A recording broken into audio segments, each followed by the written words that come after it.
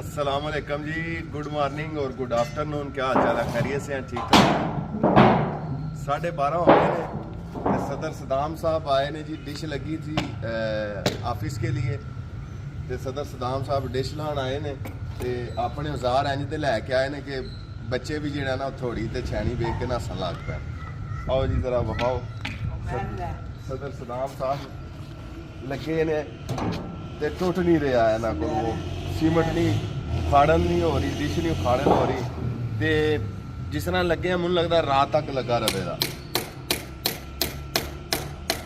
Thank you so much. ते अगर तुसा मेरा चैनल सब्सक्राइब नहीं किया, अल्लाह वास्ते कर छड़िया करो।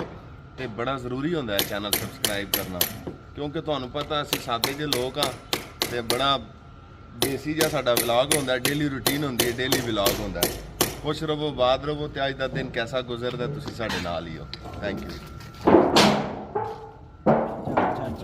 ये मैं अभी जा रहा हूँ जी खारियाँ की तरफ, और ये देखें, ये मेरे ख्याल में मुझे ही नहीं, आपको भी वीडियो में ये ट्रक जो है ना, ये टेढ़ा ऊपर से देखें कितनी हाइट पे लोड किया हुआ है, और कितना ओवरलोड है कि वो ऊपर से जो है ना वो ऐसे जैसे उलटने वाला है, गिरने वाला है।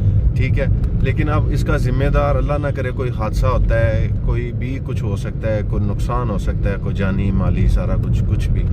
ठीक है, तो उसका जिम्मेदार कौन होगा? जो ये ट्रक वाला होगा या वो इदारे होंगे जिन्होंने इसको रोका नहीं, पूछा नहीं?